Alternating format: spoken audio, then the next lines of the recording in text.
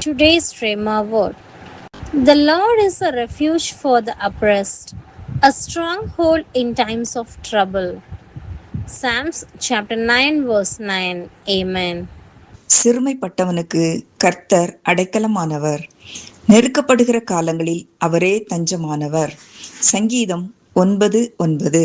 ஆமென்.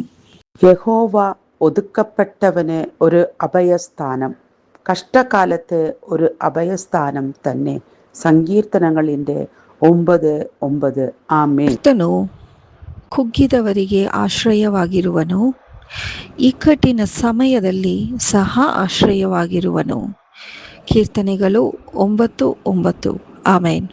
బాధపడు వారికి యెహోవా ఆశ్రయదుర్గము, శ్రమకాలములో ఆయన ఉన్నత దుర్గము. కీర్తన 9:9. ఆమేన్.